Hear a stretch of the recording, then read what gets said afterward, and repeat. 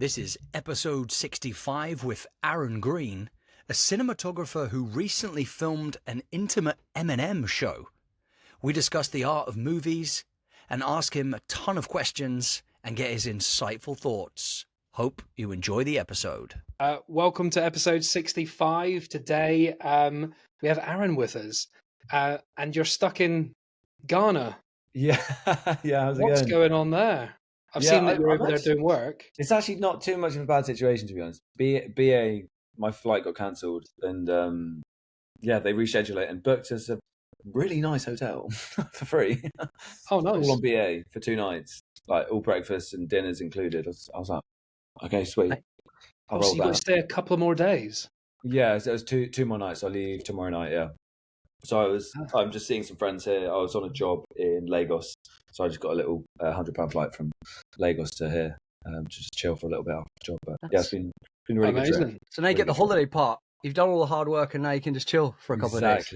Bonus. Exactly. Yeah, for everyone listening, this is Arran Green, who is a cinematographer, and we initially thought about asking him on for to come and join us because we were excited about the new Eminem album a few weeks back, and obviously that's where Drew mentions he knows a man who took photos with Eminem. Obviously you've done a lot more, but that was our first introduction to yourself.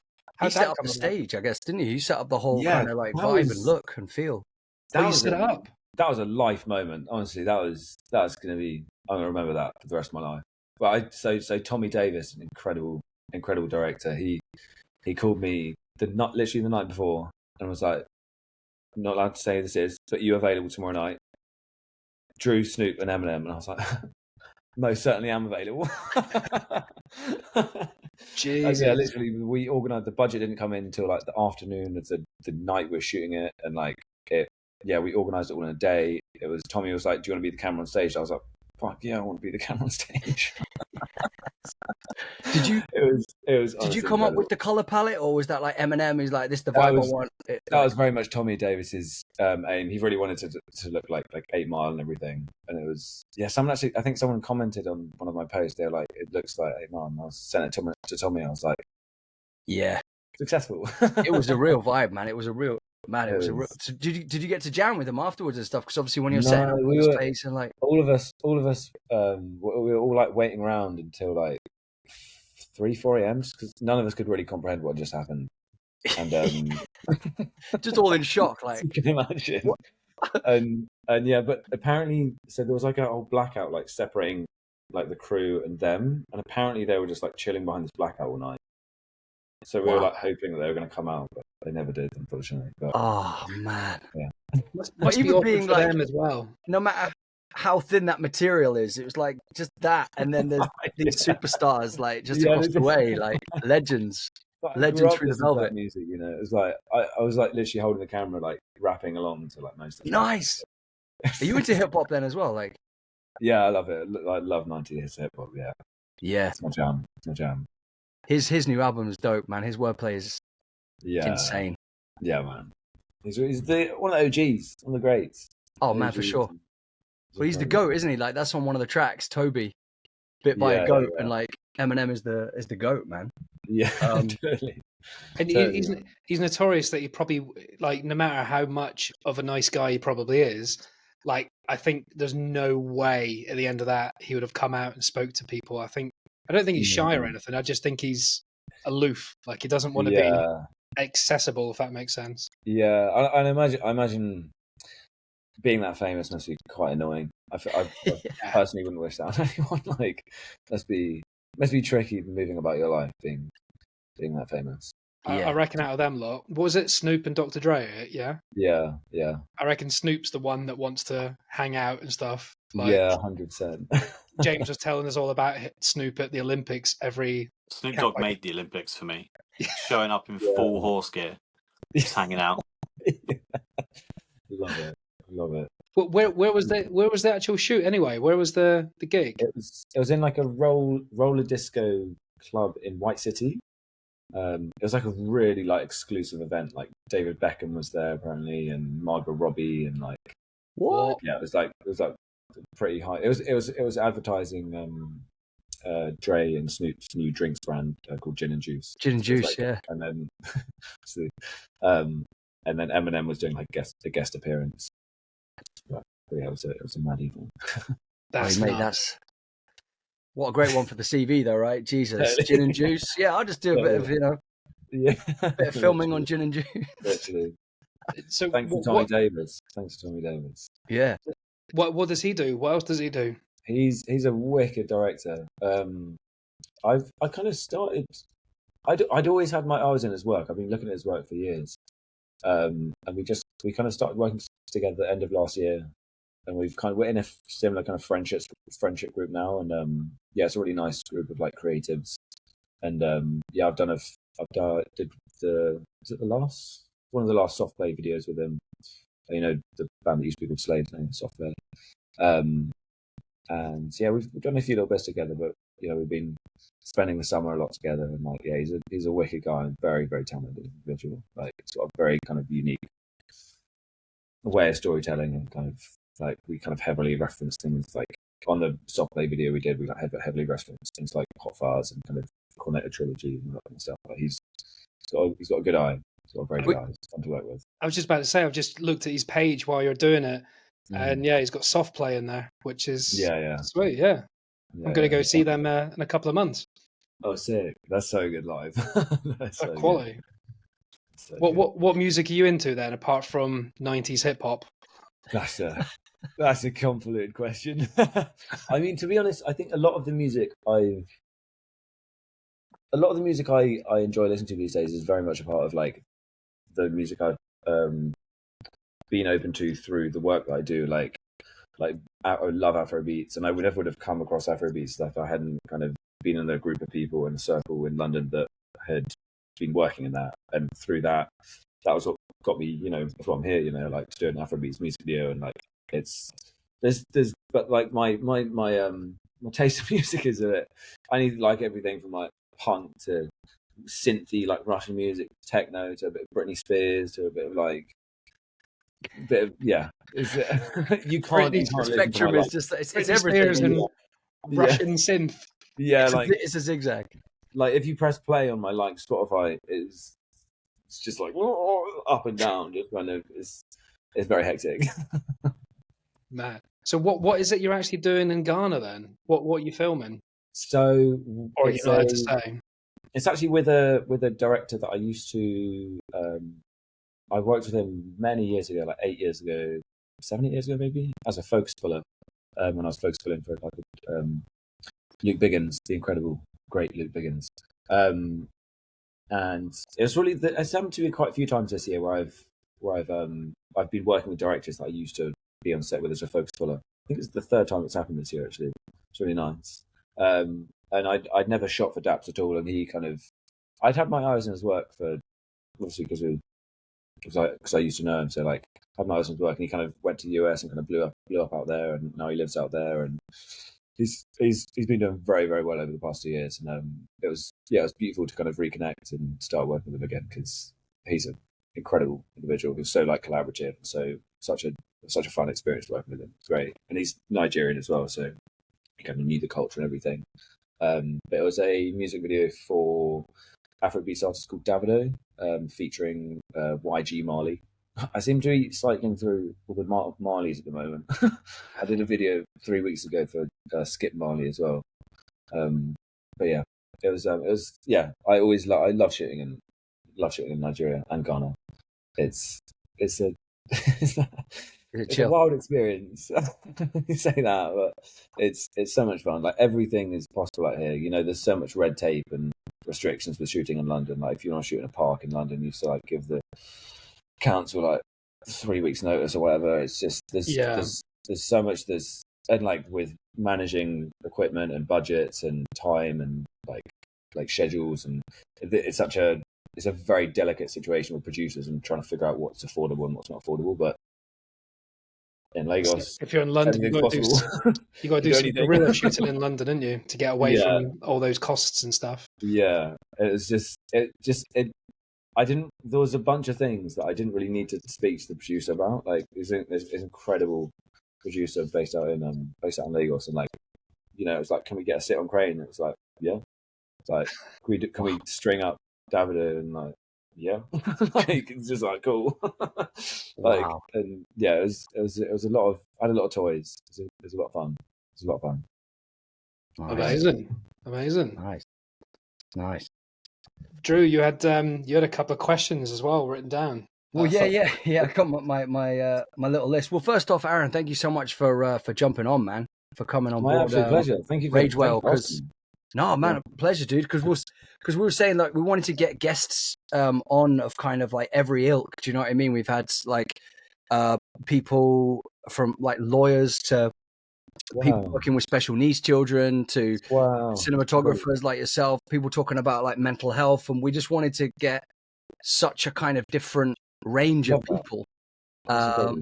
And you just get different perspectives on life and see different things. And obviously your side of things is connected more to, obviously, like we talk a lot about films, but we're more than just movies now, sort of thing. Yeah. It's wicked, man. Love that. But also, we met very briefly through the Ravensbourne college days. And I remember, I think at one point I reached out to you when I was running my own, I co-owned that strategic visual business. So we reached out to you as trying to get you as one of our cinematographers, but I think we couldn't afford you at the time. So it was like, it's good to have you on in this capacity where we don't necessarily need you for your absolute talent, that we could just have you just on as a wonderful This man's guest. got Eminem on his CV now. You cannot afford it. I know. I couldn't afford it back then. I mean, God forbid now, it's jokes. No. But I'm up for doing anything. I saw the cool McDonald's things you were working on Instagram, man. That looks sick. Yeah, thank you. Yeah, were they for McDonald's? Or were they just things you like kind of did on the fly, hoping to get like their eyes, sort of thing? So it was a kind of mixed. It was technically for McDonald's, but it was an internal film, and I wasn't. The thing that I posted, that was essentially the director's cut. I'm not really sure what the situation is with the client and wanting, because I know they wanted something different originally, and me and Andy, it was like he was very much of the same ethos. We just wanted to make cool stuff.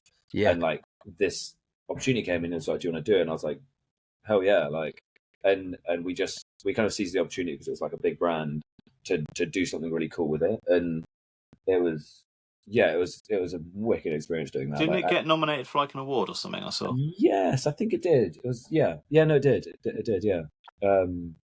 And so that, like, originally that just wanted to be, I think they just wanted like a POV kind of following the life of a night worker at McDonald's. I thought it looked awesome. Be a really good proper advert.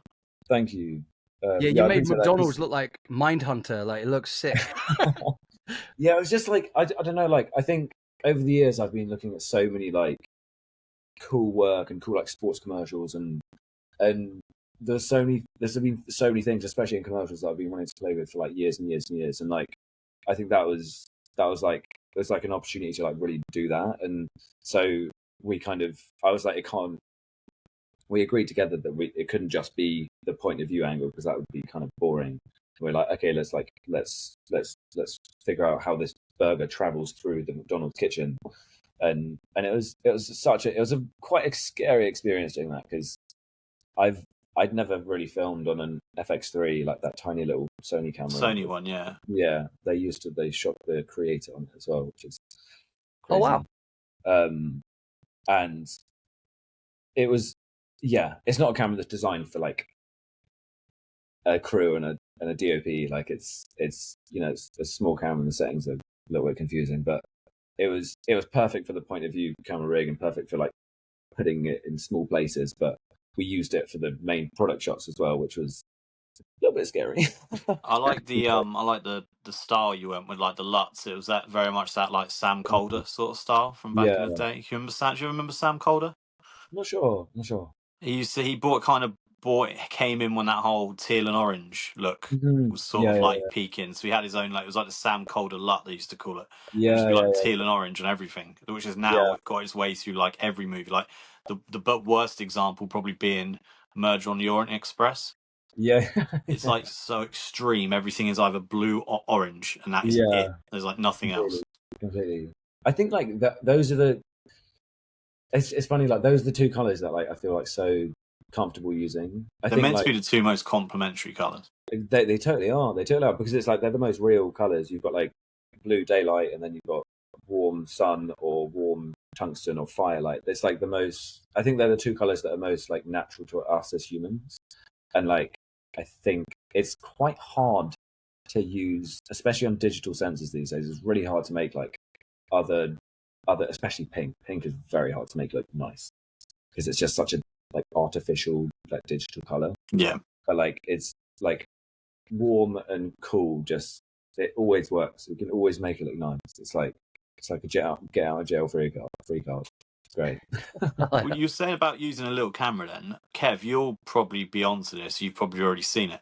But apparently 28 years later it's shot on an iPhone 15 Pro Max. Yeah. I've heard about this, yeah. Which there must be more to it than that. Have you seen I've the seen footage? the rig. They got a rig, but there's a whole thing around it. So that's a car it's on driving forward. Like okay. It's in a cage, like a metal cage. But you can put some lenses on it, but it would take it away. I think they have just used the iPhone. But if they're going for that whole kind of handy cam look, like the first one they used a Sony video camera that wasn't a cinema camera. I can't remember what one it was. You could probably it was a consumer camera back in the day. Like you could buy it. It was expensive, but you could go to wherever and buy it. But I think that's kind of what they're going for. But if you see some of the movies that people make, especially when you put it on the I can't do it now, the movie mode that takes like as soon as you click it, it says you've got no memory for this, regardless how much memory you have. Like have you ever done it, Kev? Like you go to HDR and it looks really good. You click like the movie mode or the Pro mode, Pro Max, Pro Res, and it just goes no memory. So if you have to plug in like an external hard drive, but I reckon you could probably get some really good stuff out of it. I didn't know the first film they'd used like an accessible camera. But if you think about it, most films are filmed on they're filmed on monster cameras, and now probably in the last 10 to 15 years, a lot of filmmakers use normal camera size. Yeah. Not the big feature films, obviously, but so you've got your Arris and your Red cameras are like out of reach of consumers, but you know, if 28 Days was using that old school that sort of thing, then maybe that's why they're doing this. Is Danny Boyle directing the new one? Yeah. So, yeah. I guess it's very much his vibe, that kind of equipment. I'm sure it's got Cillian Murphy in it again. Yeah, it is. Yeah. Yeah. And it's got Aaron Taylor Johnson as well. Okay. And Jodie Comer. And the girl of Killing Eve. Yeah, Jodie Comer. Yeah, it's got a serious cast. Like they're really going for it, which makes sense to like off the back of Oppenheimer and obviously Cillian Murphy's hot stuff right now. I mean, he's always been amazing, but I think Oppenheimer put him on the map. Sorry to interrupt the show. Just a reminder to say we love and appreciate you all for listening to the podcast, whether it's on Spotify, Apple, or Amazon. Don't forget to subscribe, rate, follow, as this really helps us continue to progress and improve the content and keeps us making these fun episodes for you guys. Oh, we're also on these things called Instagram and TikTok. You can follow us there too, as we share short, funny reels on the reg that you can share with friends if you like. Now, back to the mayhem. Actually, that's a question for you, Aaron. What were your thoughts on the cinematography for Oppenheimer? Because especially when they did stuff for the black and white footage. Because you were talking about how you film like teals and orange, but to try and make black and white look like cinematic, like I think I'm not gonna lie, I always find with black and white, it's such a beautiful area to play with black and white because it's just simpler. Like you're just dealing with contrast values, and there's so many fun things you can do with black and white as well. Like if you put for example an orange filter over the image, it lets in less blue light, so you can make like sky darker, for example, and like you can just play with how different like tones reach the camera sensor, because you don't. It's like. And I think in terms of like the image, I feel like it's because the eye isn't getting distracted by like by loads of like complications with colors. It's like just simplistic. Like I find like when I shoot, it's kind of like I feel much more comfortable when I'm shooting black and white because I'm like, oh, it'll just look cool. It'll just look cool in black and white. Like, but like I think like for years and years, I always tried to like deteriorate the things I was shooting, whether I was shooting high ISO or like a vintage set of lenses, because that made me feel more comfortable. Because like I think with a really clean, perfect image, I was just like, shit, the lighting needs to look really good. That's what's strange looking at your feed, because your feed is very neon. You've got really bright colors and a lot of shadows as well. Like, if I probably didn't even say, or should have said from the top, we're all kind of creatives. None of us to your standard, but obviously we know Lego doesn't count, Kev. Yeah, I think Drew does it. Yeah, because Drew did filming and stuff as well, and obviously he's an actor, as you know. I'm a photographer on the side, and so is James. But James likes some video stuff as well. But I'm purely dabble as well. It's my current sick. Oh, weapon. He's upgraded recently. Yeah. He does graffiti art as well. James does really cool graffiti artwork as well. Sick. But yeah, looking at your feed, it's like lots of bright colors, but even in the bright colors, there's such severe blacks in the sense that your shadows, so you make the colors pop rather than it being a grey area, not literally grey, but an area that's not important. You know, if it's an image portrait of me and there's a bit here and there's a bit of my shoulder, what's the point? And you've blacked it completely out, so this bit pops. I love that. Yeah. That is attention to detail. Thank you. Well, just to flip on the color thing, I was on your website earlier, and your photography is a lot different, isn't it? It's very like architectural and urban and like symmetry and stuff, isn't it? Yeah, totally. I think I'm not gonna lie. I feel like the past year or two, I've kind of really found my voice creatively of like who I want to be as a DOP. I think my photography eye, is a bit inexperienced, or quite inexperienced actually. And I think the stuff that's on my website is just like part of a version of what like I kind of like, I guess. But it's not. Thank you. And so I guess it's like stage. You're just kind of like munching away until you spread your wings and totally. Yeah, I think and I guess there's loads of photos of buildings because I'm like, I don't have the kind of courage to go up to people in the street and point a camera in their face, especially when I'm abroad. And I think that's a like street photography is a whole nother kind of courage of just being able to. There's a friend of mine, a very good DP called Luke Dryden. Actually, he's got some incredible street photography, and like he shoots from the hip, just kind of like really inconspicuously. Oh, and I haven't mastered that yet. That's why I like the film camera. It's people top in down. the street. Yeah, the film camera's top down, so you are kind of just looking like that, and it's holding at your waist, and the light's coming in, so you're kind of getting a more. It's not as obvious. Yeah, totally.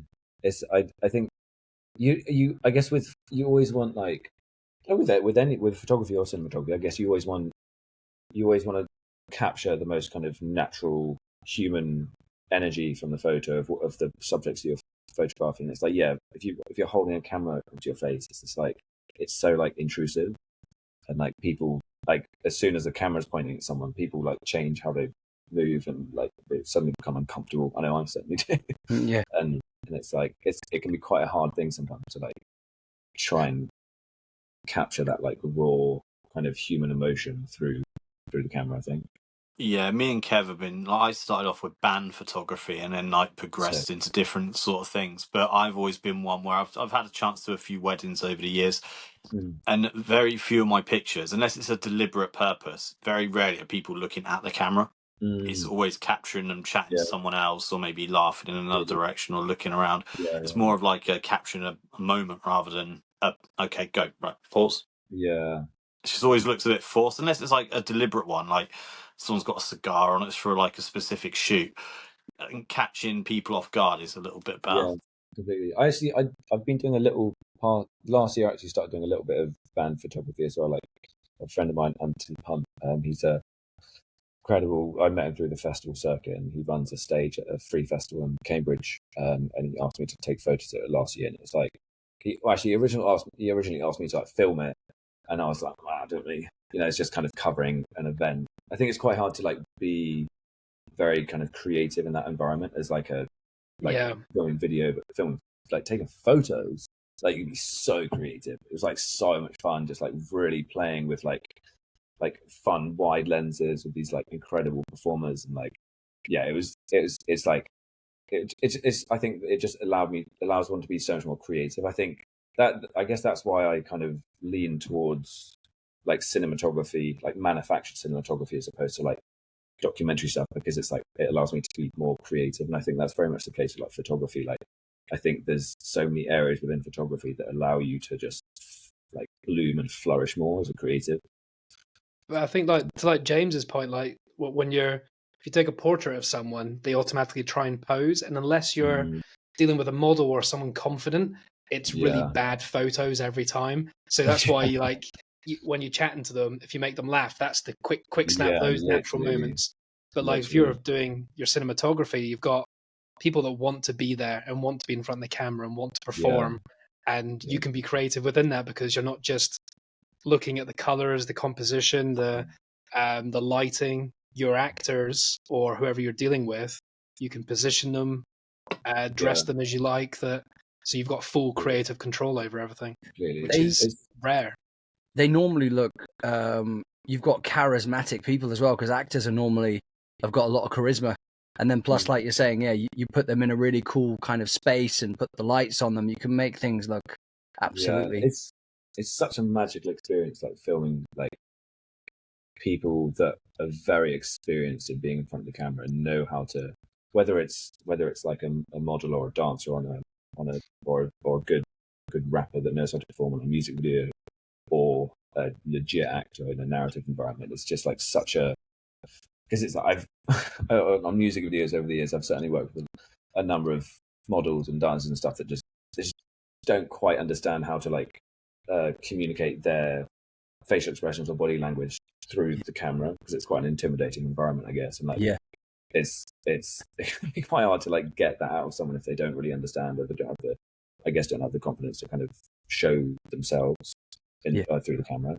But like, and with actors as well, like when you're filming like a really good actor, it's just like it's like I'm holding the camera, like literally witnessing this performance for the first time. It's like the most magical experience. It's like, not when you're filming Drew. He's regularly sat in his wife's underpants eating cornflakes.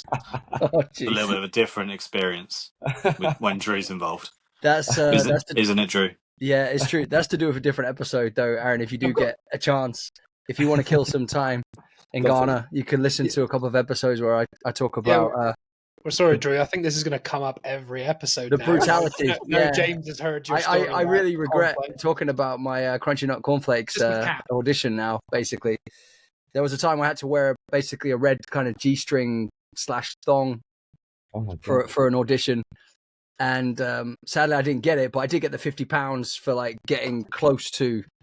But and James keeps crucifying me now in every episode about that, which is hilarious. But only when we have guests. I mean, but who's to say, like, if Aaron actually shot that and lit the scene, I probably would look really good in a pair of red thong. I'm going to get on Photoshop and mock up and make a cornflakes box. Yeah. And have it as a prop just on a shelf here. You know, we could have like a red light. We could have like a bit of a red light district vibe going on behind me. Crunchy Nut Cornflakes, to be specific, James. Crunchy Nut Cornflakes. Okay, I get it right. I keep saying Special K. But now I get PTSD when I think of cereal, just because of that emotional moment in my life and the trauma I went through. Really, every time I have cereal every morning, I get a little bit horny for some reason. Oh, wow. A little bit horny. A little bit horny.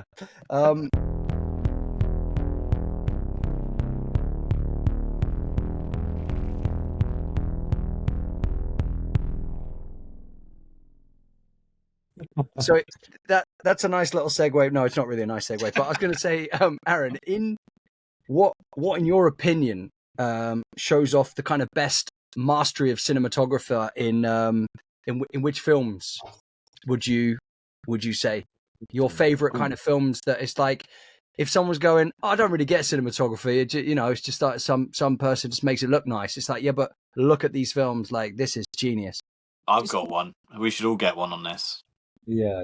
We'll pick one. Yeah. Go on. Let Aaron start, because it'd be quite interesting to see his different. My answer might be a bit long-winded. Choices. like I think like when I started, I didn't really. I was like, what is?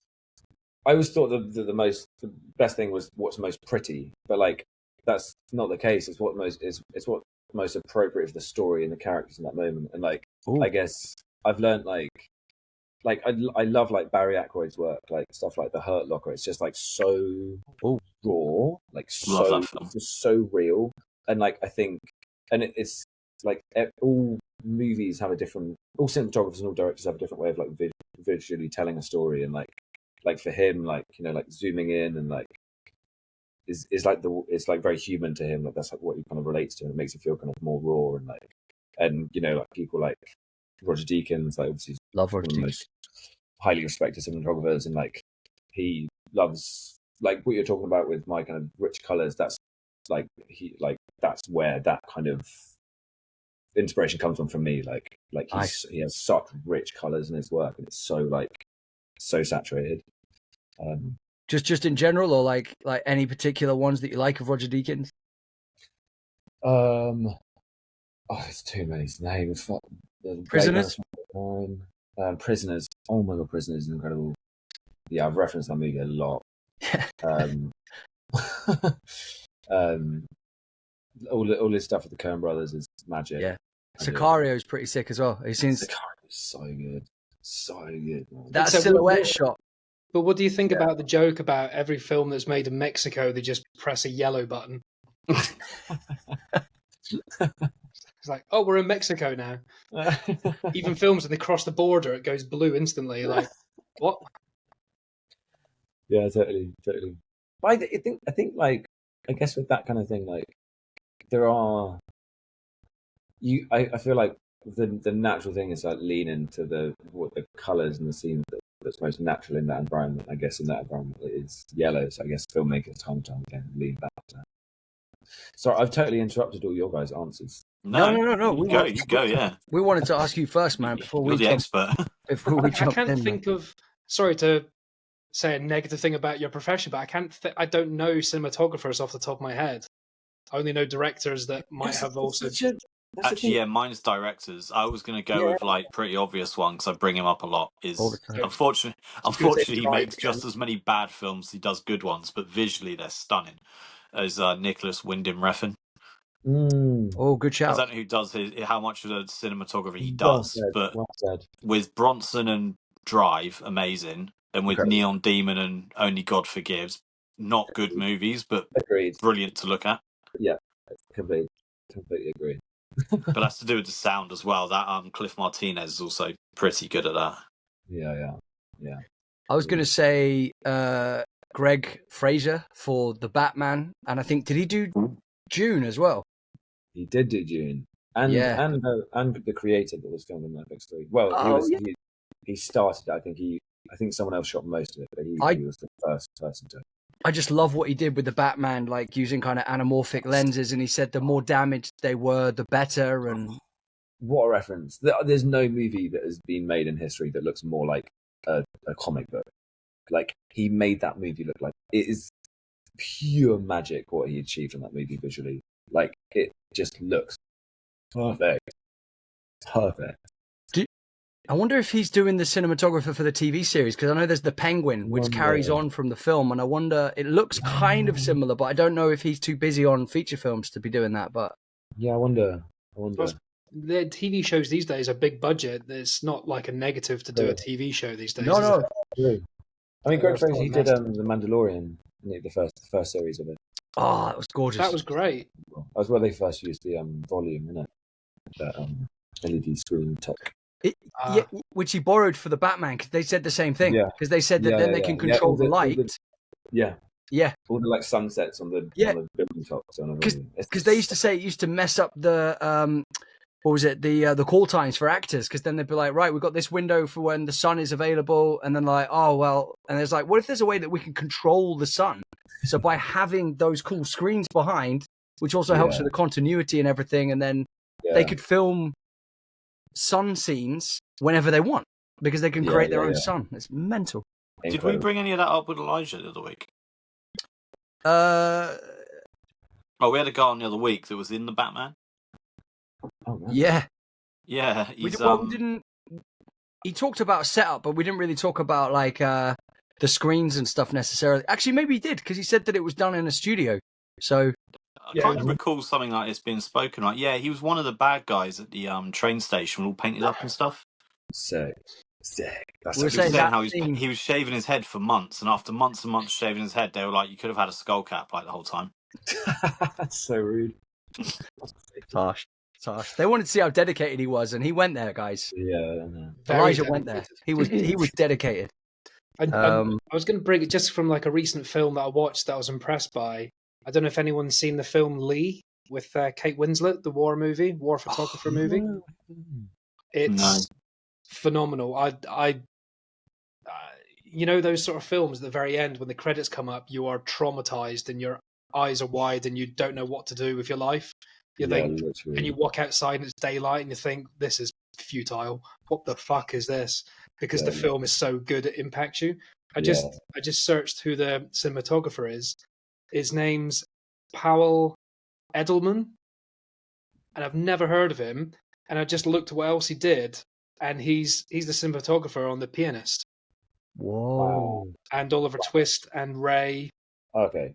And loads of impressive films. Not many I've seen personally, but something about it was so good. It was so desaturated in the sense because it was going back to 1940s and the wartime. So, like in Mexico, everything goes yellow. In wartime, everything desaturates. It's kind of like dull greens and muddy colors and stuff like that. But and then it shows, like, as opposed to women looking at the most beautiful in makeup, it shows them all, really detailed on their faces, all their expressions and everything, and it's no holes barred. No one looks amazing. Everyone looks it's like tough, It's like, I guess there are kind of human colors that we relate to. I think so, like most humans have a similar kind of experience of like what colors are because of like real light and like real situations. I think we see like when it's rainy and gloomy, that feels a bit more depressing. Like all these kind of colors have a human like emotional impact to all of us. And I think red is quite an angry color, or could be in some situations, but like bright and warm is always like a nice feeling. And like I guess that's why I guess all these kind of different genres of movies have all these tropes of being certain colors and that kind of stuff. I'll say one thing, Kev. Something that I thought of the other day, that a film that I always forget about. We're talking about amazing films, and it's probably got one of the best scenes in any film ever. And whether it's cinematographer, director, I don't know, but it's one of the best movies ever. These are big claims. Children of Men. Shout. You know that one scene when they're in the car coming down, and it's all filmed in like one take, and the explosion scene, apparently they had to get that right, or they wouldn't have had the budget to do it again. I don't know how true that is. I read that years ago. But the whole thing is in one shot. It's incredible. And the shot circles around the interior of the car. They had like a whole car, a rig on top of the car, and it goes 360. And it's such an incredible. The shots. Forget how good that film is. It's incredible. And that whole scene with the baby as well. That was like, it was 5 minutes CGI baby. Like the whole premise of it though is crazy, isn't it? How like, there's no babies been, but like the youngest person in the world is like 20 or something stupid like that. Well, that Steadicam shot is, we were saying, because like it got to that stage in films where people like who could do the longest take. So 5 minutes for Children of Men, and then I think you had was it? I want to say Atonement with James McAvoy, where there's like a 4-minute sequence where they're filming all of the soldiers all the way while he's trying to run to get some water from the Dunkirk, that did a long one, didn't it? You're on about 1970 something. No, that's 1917. Yeah, that did. 1917. Yeah, I get them all mixed up. The Atonement with James McAvoy, I think, and I can't remember her name now. The other lady. What's her name? You mentioned Steadicam, actually. Keira Knightley. Yeah, thanks, man. You mentioned Steadicams, Aaron. How long have you been doing your film work for? Ballpark.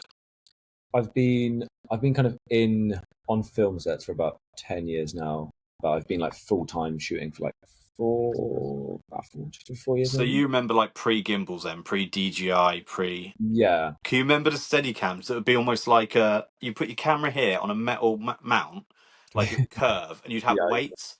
and you'd have it, and for no reason your camera would just start turning.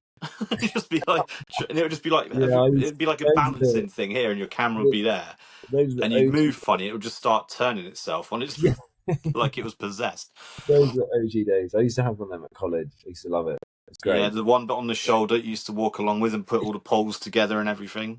And now you can go and buy. I've got a Ronin Mini RS3 and an RS2 right there, and they just pack up to like a little bag like that. We are spoiled with the kit we have these days. You can pick up a drone. Like you could get like, you know, a gimbal, a drone, a decent camera for a couple of grand, and you're away. It's insane. It's insane. Have you ever worn those big ones where you've got the backpack on and it comes over your head and the camera sits there? Yeah, I actually have a bit of a pet peeve about them. Like everyone uses those Easter eggs. Yeah. And like they're designed for like just taking away the camera if you're like having to hold a very heavy camera for a long period of time. But like I think there's this a lot of, especially amongst a lot of like music video directors that I used to work with, like they would be like, oh, I want the kind of Easter egg look, and I was like, no, you don't. Like the Easter egg look is like when you're walking, it like puts all the movement of your hips into the camera, so it makes it more shaky, and like that, no one wants that. like and like these days, Easter eggs, they have like suspension things on the top, so they're much better. You can walk with them and be stable. But like, I don't know, like I love handheld so much. Like it's such a fun experience where you're like connected to the camera, like so, and it's like it just kind of takes that away, and also it's so cumbersome, it gets in the way. Like you can't walk through doors. It's like the beautiful thing about handheld is like being free with the camera and moving around, and it just limits me. Like I want to be able to like move it around. With the IBIS now as well, like with the stabilization built-in cameras and even phones now, you kind of you're not going to never not need something just because of the sweeping shots that you can't really do handheld. But you could relatively, like a good friend of mine, Dan Pitts, is actually over in Italy at the moment filming a wedding. He's just I think he was just ordering. He got a C80. Is it called C60, C30, whatever it is? A big Canon cinema camera. Oh yes, sure. Oh, big old thing, but the quality of image you get out of it is just unbelievable. With all the NDs built in, the stabilization, it's just so heavy. Yeah. I think there's a lot of fantastic like bits of tech that are built into like all these modern cameras. Like there's the Ronin like 4D, which I think they use to shoot a bit of some of that thing looks mental. Yeah, it's like the chicken cam. But like I love the fact that there's all these like new tools that we have access to. But I think there's certain tools that are like useful for certain types of projects. And I think, you know, like on like most of the time, like I don't want the image necessarily stabilized. I guess that's a big difference between like small cameras and like bigger heavy cameras. Like handheld on smaller cameras, it's much more like you see all these like tiny little micro shakes that it just doesn't feel nice. Yeah, and when you've got a heavier body and a heavier lens on and everything, handheld is much more like fluid. Like you don't get those like micro vibrations that you get when it's a very light package. And like I think like stabilized gimbals are fantastic, but I think, you know, like I think they've had their period of fame, and now people are kind of stepping back a little bit, and like I personally like trying to avoid gimbals just at least. Like there are situations when like I need it, but like I think there was a period of time when producers thought that they were just things that anyone could operate, and you need to be experienced in operating a gimbal, like you really do. and so I always try and lean towards Steadicam, which is much more kind of natural, kind of human, natural movement. Gimbals are very electronic and like kind of I was gonna say, it's almost like when you got those big things over there, like you turn up on set and you look like one of the Ghostbusters. Do you know what I mean? Yeah, literally. Whereas when you can just do it very subtly, it's kind of. I don't know if you've ever jumped on YouTube and looked at like the old school way they used to do kind of Steadicam. Like if you look at like oh god, what was it? Rope. You know. Rope. Well, so they invented Steadicam on The Shining. Yeah. When it was first used. And then what was I swear that there's one for Rope, and I can't remember now. I think it's Jimmy Stewart, but I try to remember the famous bloody Hitchcock. They used Steadicam on a Hitchcock movie. Yeah, man. If you look, like they did. Well, they were trying to create their own, I believe. Sure. And they were either people swinging down on ropes or doing crazy things like Oh wow. to and I just wondered if you've like if there's been any of those things that you've seen that have really excited you. One of the ones that really excited me, and it shows the dedication that the crew members go to create that kind of cinematic experience for the viewers, was for me in the Bourne Ultimatum, when I saw behind the scenes where the cinematographer jumped through the same glass window as Matt Damon as Jason Bourne, and I was like, that's dedication, man. Brilliant, man. Come Those on, guys. movies, That's what I'm like. If people don't appreciate what goes on behind the scenes with the crew, I'm like, guys, the crew can seriously take us to some unbelievable places in film. It's like those movies, like they are my favorite action movies of all time. Like no questions. Like they're just so raw. Like they're so raw. It's like the fight choreography, the cinematography, like everything about them is just so perfectly like. And Matt Damon's just incredible. Yeah. Like, have you done a martial art kind of film or like a music video that involved things like that? I've done little bits. Yeah, it's a very different language of like visual storytelling. It's like I always like very much lean on the stunt choreographers, because like they're the experts in like where to kind of place the camera for certain moves, and like I think it's so much fun doing that kind of stuff, because it's like it's like a proper situation where everyone's taking it very, very seriously, and like and you're doing rehearsals and you're doing things like properly. Like that's like what I love on set the most, when it's like when it just feels like proper like real filmmaking. Yeah. It's much too much fun. But like that shot in the Bourne movies though, like so not to disappoint anyone, but like that.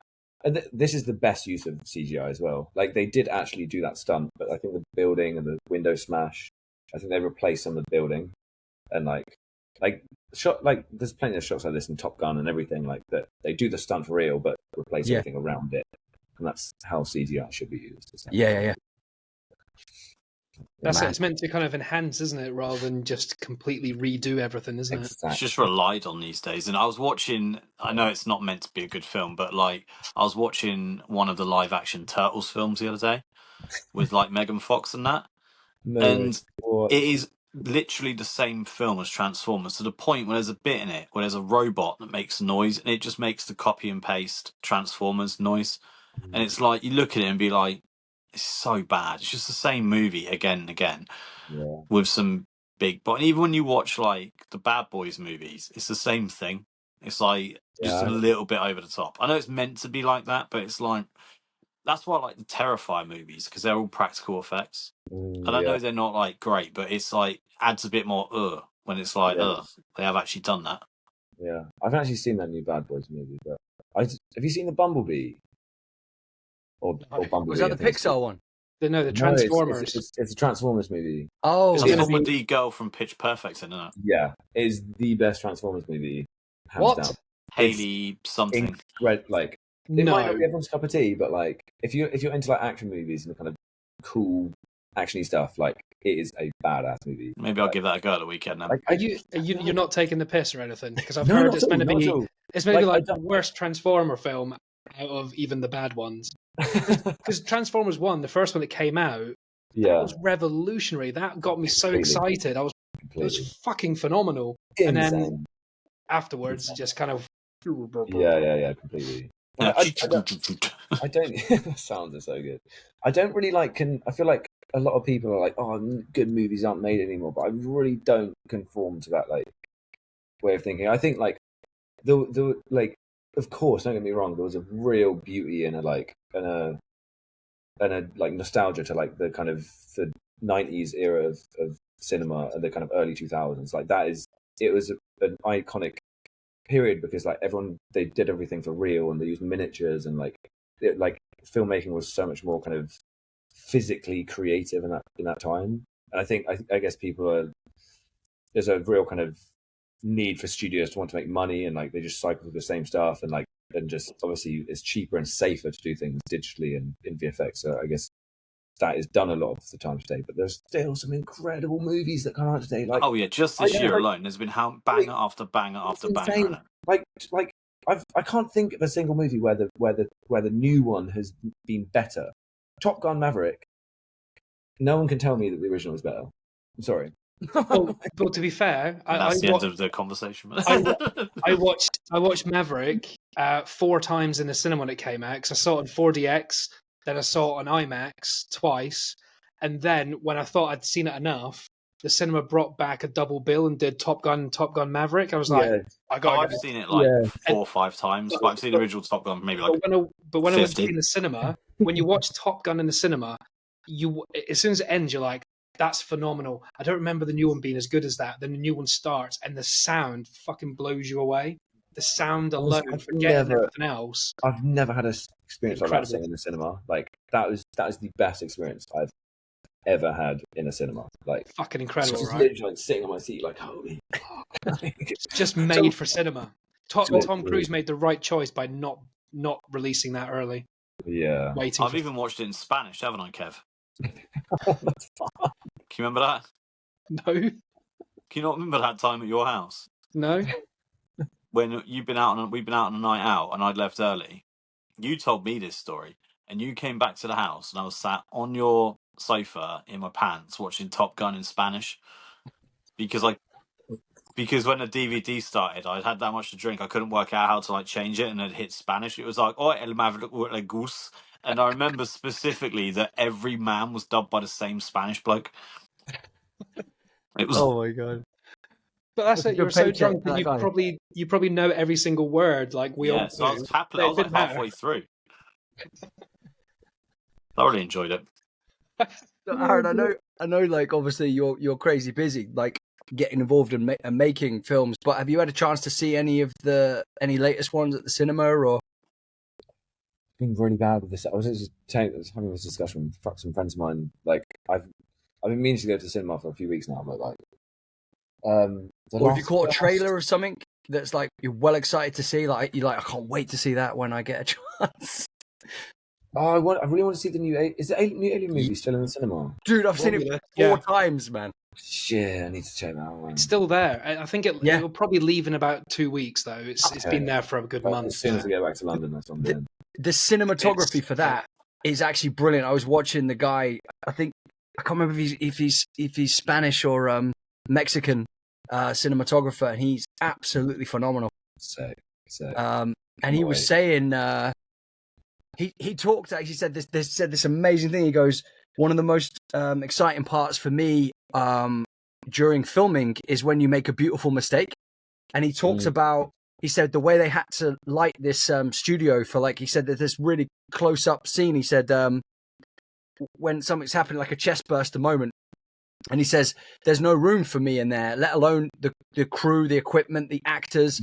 And he says no, I want it to be really claustrophobic. He says we're going to be right in her face, and then we're just going to pan across to the other person's face, and he says it's going to be very, very uncomfortable. He's like, yeah, no shit, like there's no room, like, you can't swing a cat in space in this spaceship.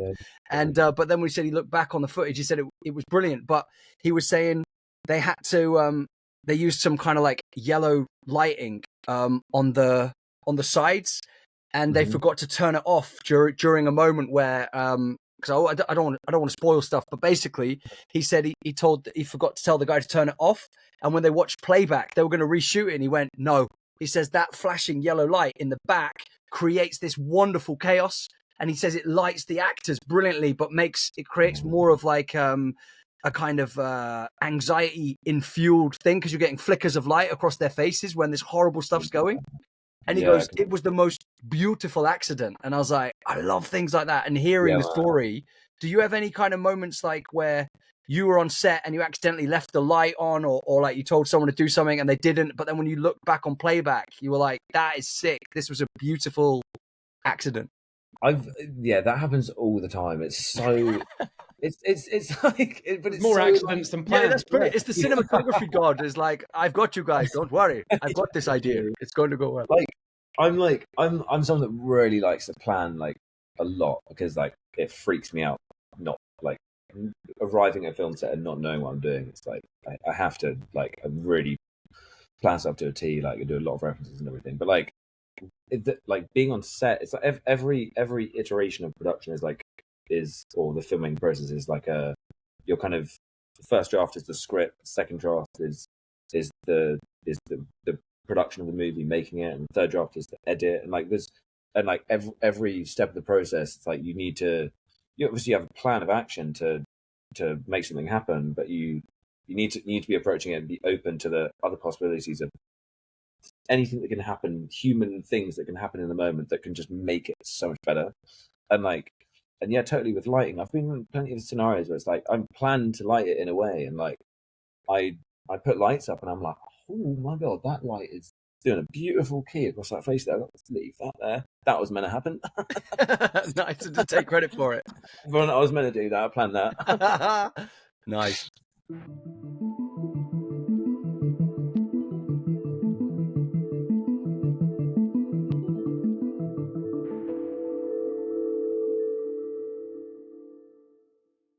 Nice. That Yeah, completely. that kind of leads into something I was curious about, with control, in the sense that I've done a little bit. I've been a stills photographer on a handful of feature films, music video, and a couple of short films. And as a stills photographer, you're the bottom of the run. You're the back. Be quiet. Don't be seen. No one should know you exist. So I didn't get a chance to speak to people except the producers usually. But when I'm watching the director and the cinematographer work together, to be fair, the lower budget movies, they just crack on. There's little conversation about, yeah, can you film that, get that angle? It's just film. Let's look at playback and carry on.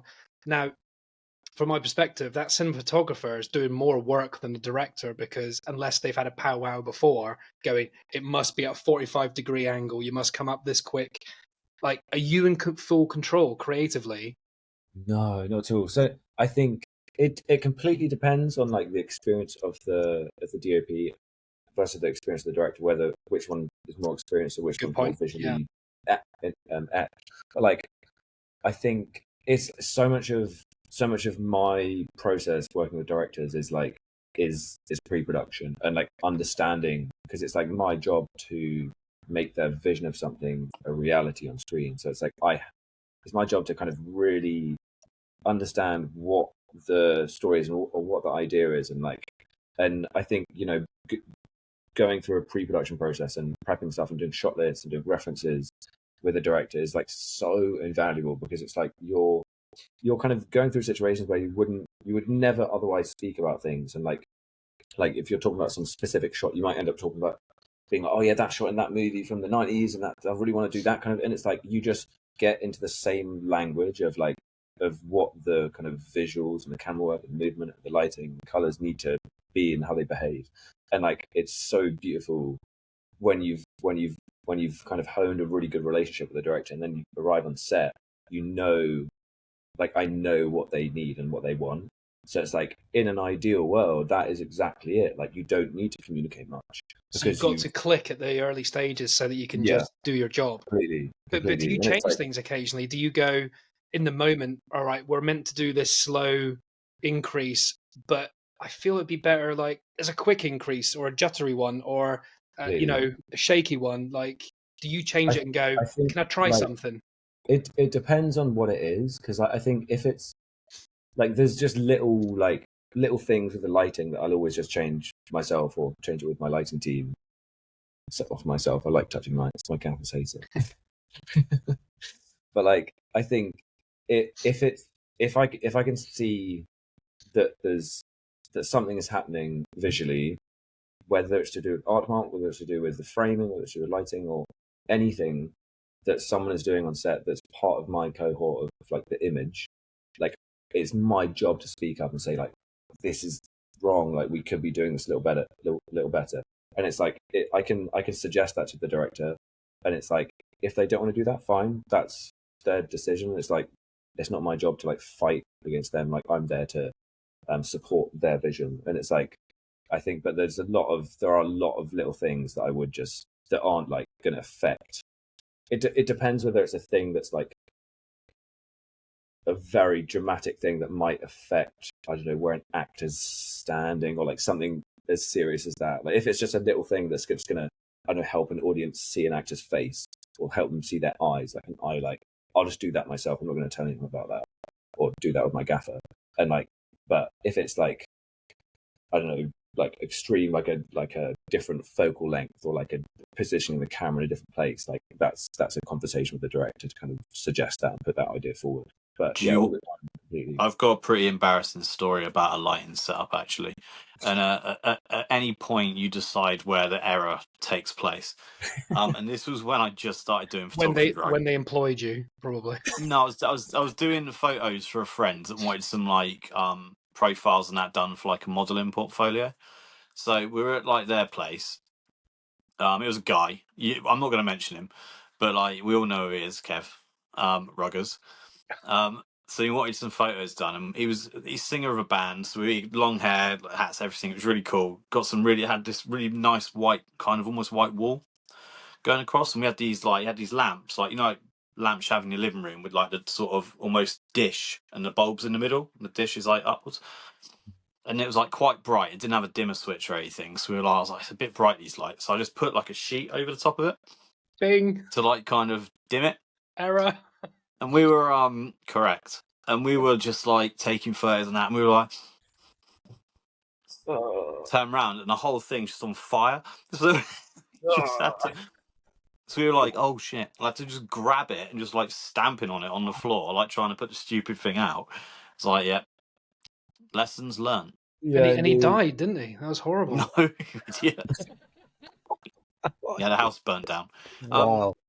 No, that was like, oh yeah, okay. Well, now we know not to. That's like when you learn not to put like tinfoil in the microwave. You learn the hard way, or someone tells you. Yeah, I learned the hard way. And then the final At work. came, and the blue and red lights made the photo look really good in the background. No, I worked at Little Chef when I was like 16, and I was like 16, stupid, and the butter was really hard, so I put it in the microwave. Wait, when you were it 16, you were stupid, or yeah, and it fused. The entire restaurant went dark. Oh my god! I'm not gonna lie, I still do that today. I'm not a very experienced microwave user, and It went boom. Yeah. this is why men shouldn't have microwaves. I made myself scarce. Let's just say that. I was like, I don't know who did that. People put stupid. I can imagine you putting an apple in a microwave or something, just putting it on for like 17 minutes, and I put a CD in the microwave once because someone said it makes like a. Like I've seen that on the Slimmer guys. It does make a little thunderstorm. I wasn't a child when I did that. I was like 25. You put it in my microwave, and I still use that today. It still works. Oh my god! And also plugging in like a kettle or a 2K lamp with a cable that's like reeled up. ooh, Because it just melts because it's like. god dang! I learned that the hard way at uni. And when I did a TV show 3 years ago, the catering team they those huge kettles like the big ones you have on like catering companies. They plugged those 2 kettles into a reel and it's like no, like careful. Whoa, it's gonna blow a fuse. Literally. Here's a question for you, Aaron. Is it true that cinematographers are quite a kind of close-knit group? Like, I don't even know if you share the same WhatsApp or something, but it's like everyone knows each other, right? In a way. Yeah. So like, if I reeled off a name for you, for example, I wonder if you know them. Should we play this game real quick? Or do you actually have someone? I do actually have someone. Eben Bolter. Yeah, of course. Yeah. He's incredible. Yeah. Aaron Rodgers has done quite a lot of work. Yeah, I know Aaron Rodgers as well. Yeah. We work together. Oh, yeah, of course. Yeah, with Ravensbourne College, yeah. Yeah, man. He has as well. He has, of course. Yeah, he was my focus for on the TV show. Yeah. Oh, yeah. I just imagine you guys having like almost like there's like a WhatsApp group, and it's like because obviously cinematographers work with each other a lot, but also if they can't do a gig, they seem like the kind of sweetest people to go, do you want to take this gig? Save my ass, and I trust you because I know you're going to do a good job. And honestly, like, I think before I properly stepped up to shooting, like I've always had like up until past 2 years, I've always had like mad like imposter syndrome and not had a huge amount of confidence in what I do. But like I think when I first stepped up to be a DP, I was quite scared, and I was like, because I was assisting for these DPs, and I didn't want them to like think I was stepping on their toes or anything, and like when I did step up, like everyone was so welcoming, like it was so incredible, and like DPs that I was literally like loading for on commercials, like as a second AC, they were recommending me to the directors that they were working with. I was like, wow, what do you see in me? like, and it was like, I think it's because I was like starting to like post stuff on Instagram and stuff. Like it was, but it's like it is such a lovely like environment. Like we do very much speak to each other. I live with a fantastic DP called Dominic Lake, and we've got our own little group of cinematographers in Peckham. A little WhatsApp group. And, yeah, exactly. The PSC. I shouldn't repeat this really. No, it's okay. It's the quick line, the cinematography quick line. Yeah. But that must be like a huge vote of confidence, man. Like to have people recommending you. That's when you know that it's got to give you a pat on the back a little bit. And... Yeah, completely. I think that was definitely a period when I didn't really know who I was as a DOP. But I think, I'm not gonna lie. I think the past post-COVID era with people there not being a huge amount of work about that's like really taught me to kind of discover who I am creatively, I guess, which has been a wicked like experience and kind of like just like moving towards the jobs that I want to be doing and like kind of understanding what I need to do in my career to kind of move forward in the direction that I want to move in, as opposed to just kind of picking up the phone, and coasting. Would you say that, like, because your Instagram is fantastic, man, would you say that that's almost like a kind of visual business card in a way? Like you can get a lot of work from literally your style and your creative kind of the way that you paint with lighting, as well as the contacts you've made. That's exactly what a good Instagram is now, especially Instagram over anything. There's no nonsense on, there's no noise, there's no words really. It's just this is the work. Aaron, you said that without moving your lips, man. I think there's like and that question for Aaron as well, please. Sorry, no, cheers, James. But yeah, Aaron, what do you? I think out of any role in filmmaking, like cinematography, it's like the cinematographer is like the most important to like have your Instagram looking good. I think if you're in short form, I think Instagram is very, very important for DOPs, and having a pretty Instagram in short form. I think for long form DOPs is not so much of a thing. Like they're just kind of busy shooting loads of stuff.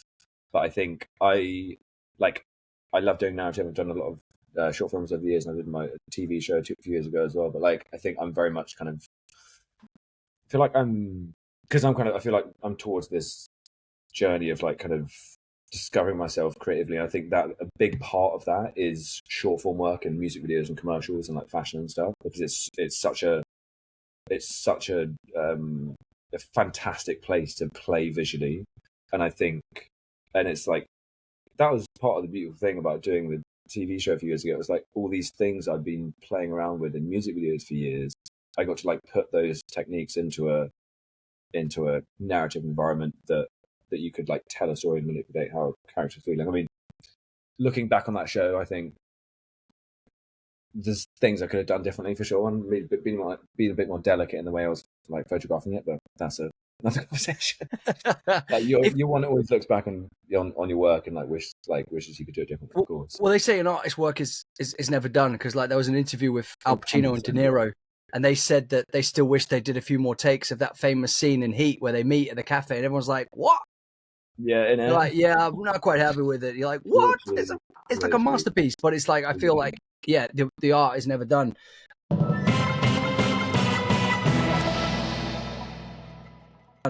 Aaron, if there was like a young person starting out that wanted to be a cinematographer, what kind of advice would you give someone now? Like, where's a great place to start, or like what? I think like I feel like I've often listened to podcasts of kind of DOPs and like the end of it. I don't want to like repeat what a lot of other DOPs have like said, but like I think that like the most important thing is I think it's very easy in what we do and like as a creative to kind of be to let things get you down everywhere. Like we're inundated with content and people achieving a lot and doing very well, and it's a very tricky environment to stay to stay like inspired and stay hungry creatively. And I think, you know, like there's a lot to be inspired by, but there's also, amongst all of that information, there's a lot of noise and a lot of stuff that can make you feel very negative about things. Because you know, like all the people that you're seeing that are doing very well, they're, you know, like a bit of a cliche saying these, but you know, they're just showing the best version of themselves. And it's, I think the most important thing you can do is just try your best to like ignore all that noise, because it's completely irrelevant. Like the only thing that matters is you and your own unique path. That is it. And also being true to yourself creatively. Like I've spent so many years like trying to be like other people and wishing that I was shooting that stuff, and I wish I was shooting those jobs, and like wish I could shoot stuff that looked like that. Like stop wishing that. Just like, yes, you can get inspired by it, but if you want to shoot that stuff, go and do it. Like we are in an environment now where we are so lucky with the access that we have to with equipment these days. It's incredible. We're blessed as filmmakers, and anyone, big blockbuster movies are proving that you can shoot incredible images on a camera that costs a few £1,000s. There's no excuse to not make stuff. And the more you create stuff, the better you'll get, and the more you'll train your eye. And just keep shooting. Keep shooting. Like genuine, true creativity cannot be ignored. Like eventually it gets noticed. And that's just keep shooting and ignore the noise. Like just focus on yourself and understanding like who you are as a creative. Like just try and be inspired and just ignore the bullshit. Like it's all irrelevant. It's a good point you make about what we've got That access deserves an to. applause. That's Yeah. first applause of the podcast ever. What we've got access to now is crazy. Like anyone over the age of 12 is walking around with a 4K video camera editing device. Like, have you seen heard the guy Geordie Kowalczyk, is he called? Geordie Kowalczyk. He does basically all these. I've sent you a follow on Instagram. I'll send a couple of these guys over to you. But he's basically made himself world renowned now, and he does so much stuff just on an iPhone. Whether it be photos or videos and like tricks and that, and you like, wow, he flips between an iPhone and I think like an A7, Sony A7. But there's a couple of guys like it as well that I like. Daniel Schiffer is another one who does all these sort of like hand-based adverts for like, he'll buy a load of like drinks or sweets, and he'll do it all like by hand. He's excellent as well. It's like Peter McKinnon as well. Like it's all that Peter McKinnon, yeah. Matty Happier, yeah, all that lot. I think a lot of people like to put limitations into things and like excuses and why they can't do things, and it's like there is no reason. Like yes, there are minute like things with these that you with phones that you like a professional expensive camera and a beautiful lens can't achieve. But those things, like when I was starting out, I was always looking for the key and the answer, like what is it that's going to make a good image, and that was always like a red dragon or whatever the camera was at the time, or like a certain diffusion filter. That is non-existent. Those things, it's like the last, depending on how extreme or vintage the set of lenses is or good the camera is, whatever.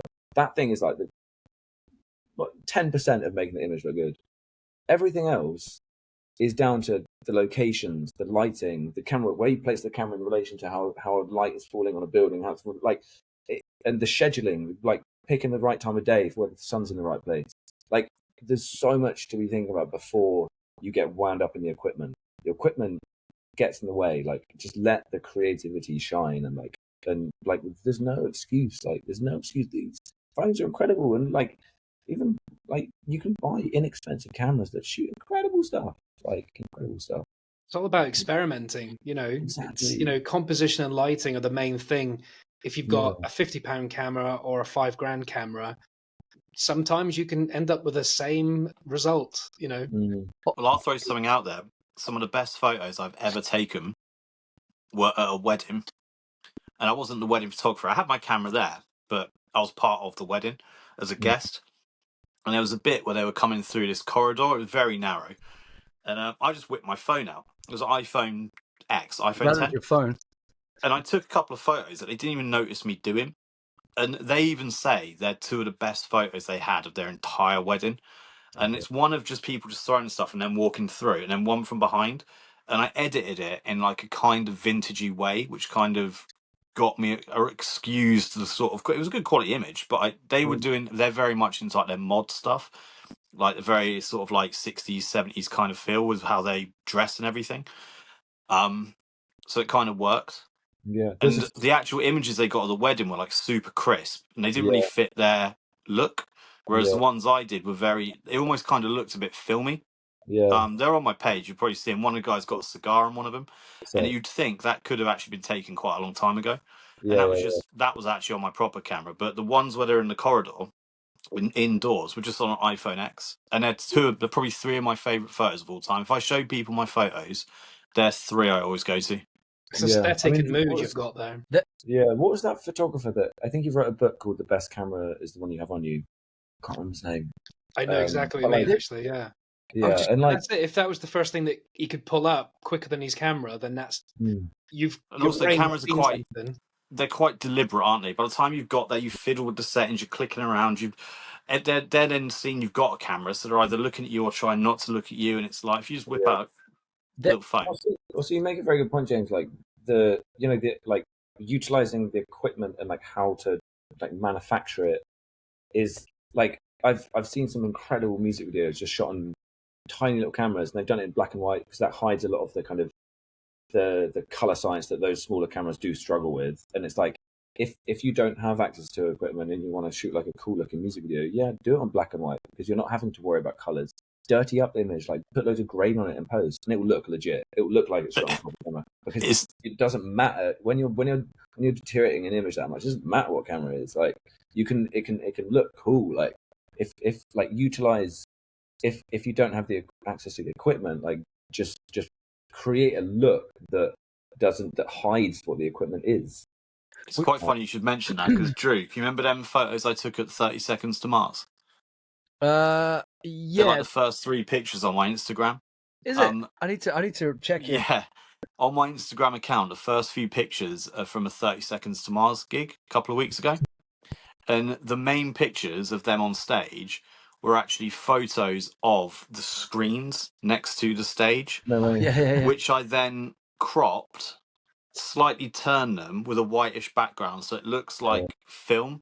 So they're super grainy, So but it kind of like gets away with it. But one of them is of the guitarist with a really big red light, and you could almost be like that person was stood right next to him. Yeah, that was crazy. I But it was a bit, yeah. I was stealing just someone else's image. jumping off what James was saying though was on YouTube. I don't know who these guys are, and maybe you do, Aaron. Maybe you've seen it, but on YouTube they have this really cool thing where they've got these three boxes, and they just have them on the side of the road, and these three different cinematographers go up to these boxes that have got little question marks. Like one might be like a black magic, like a pocket black magic.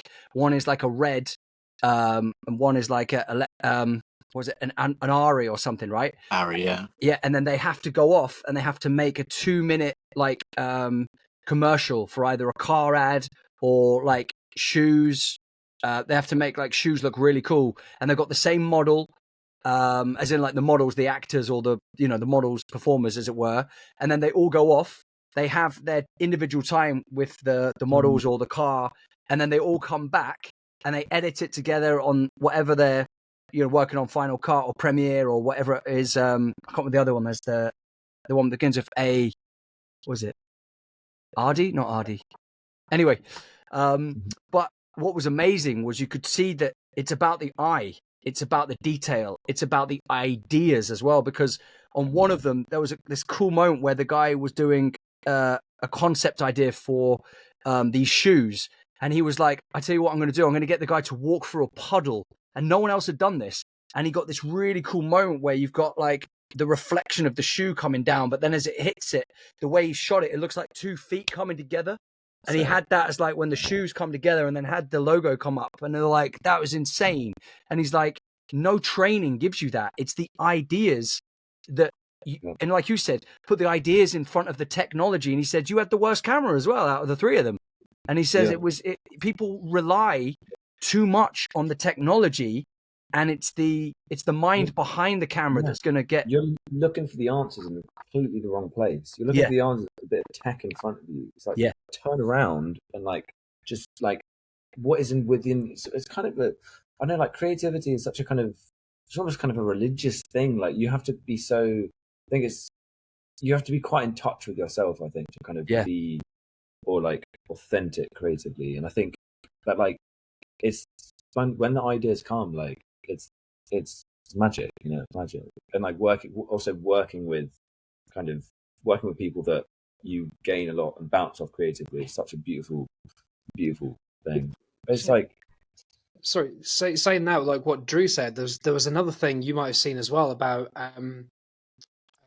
it's a very brief thing to say, but it is there was this experiment again where they got this one model, and it happened to be a guy who was like 6'2", bald, had tattoos on him, but he was brought in to different photographers in the same room. So a photographer came in and the person said, not the model, someone introduced him and said, this man is a criminal.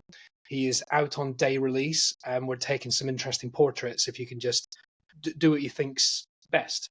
And then the next person would say that this person just lost his son. He's a grieving father. Just take some nice portraits of him. And then something else like, this is a musician. He does rap music. Can you take some? Same man. The man never spoke. It was just a premise. And the one man, same lighting, same gear, like you're saying as well. The photos were phenomenal, but so different. One photo, he looked terrifying. The other ones, you wanted to like give him a hug.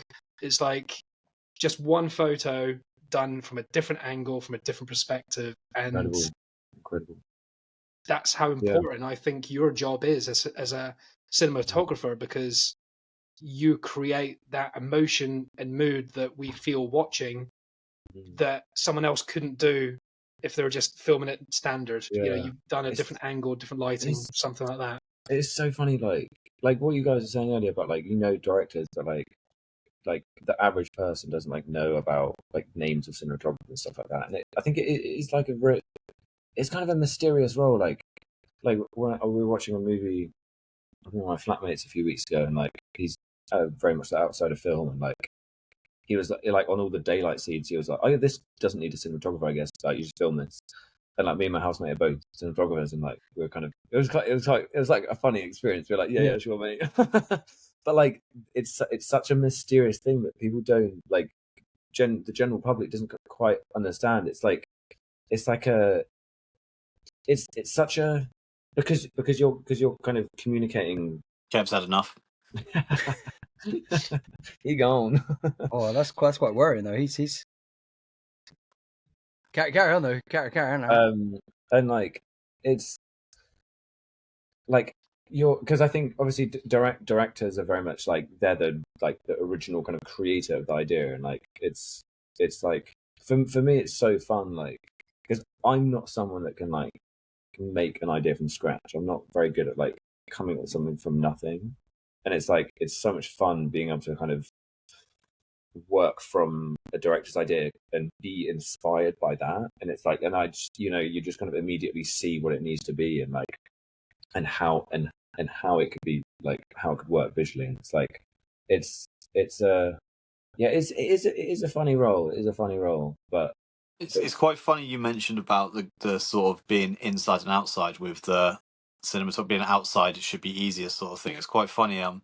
The other day, a guy I know was going to he was going, I can't remember what country. Oh, Kev said he's on his way back. Holy crop, Batman! Oh no! We're out of time on this episode.